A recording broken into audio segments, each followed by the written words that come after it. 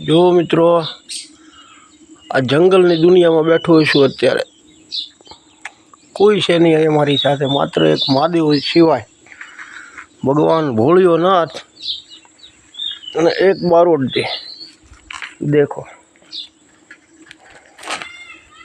આવી બધી મસ્તી લૂંટવા માટે જંગલમાં આવવું પડે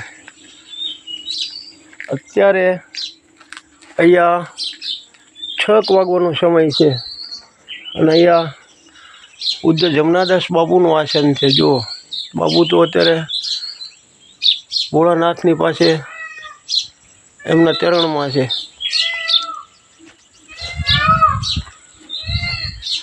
આ પથ્થર બધા સુકાઈ ગયેલા છે ભાઈ, સુકાઈ ગયેલા હોય ને એવું લાગે છે। આ ઓલો માણસનો કેમ ભજન ન કરતો હોય અને એનું શરીર સુકાઈ ગયેલું લાગે એવા પથ્થરા થઈ ગયા છે। જોવા પણ પથ્થર છે અને આ છે મારા મહાદેવ। હર હર મહાદેવ હર। કયા મહાદેવ છે એ ઓળખવાના તમારે છે। લાઈક કરીને આમાં લખવાનું છે કે આ મહાદેવના તમે દર્શન કર્યા છે બારોટજી। હાલો મિત્રો, હવે આ વિડીયો ગાડી આગળ જઈ રહ્યો છું। કેટલું પ્રફુલ્લિત વાતાવરણ છે, જોવા ઝાડ કેટલું અદ્ભુત નજારો છે ઝાડવાનો છે। પોતે તડકો ખાય બીજાને છાયો આપે અને માણસ એને કવાડી મારીને તરત કાપી નાખે।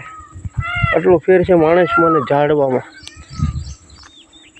કેટલો અદ્ભુત નજારો છે સાહેબ। જો દિવસ આથમવાની તૈયારી છે, ભગવાન એમના આવાસ ઉપર જઈ રહ્યા છે।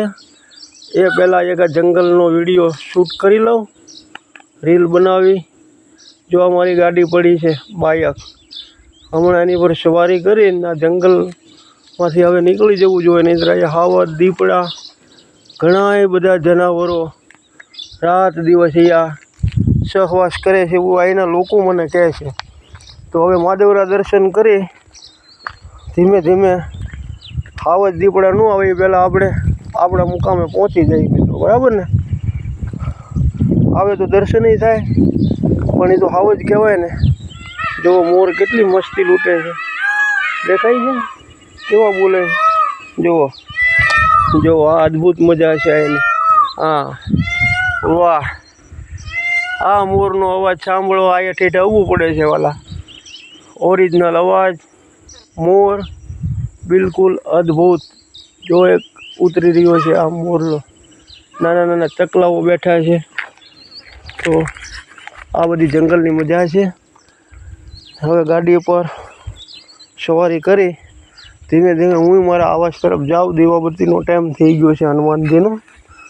પરમહંસ હનુમાનજી વયા જઈ કુળદેવી માની પૂજા કરી બાલ બચ્ચાની હારે આનંદ કરીએ। જય સિયારામ, જય હો મારા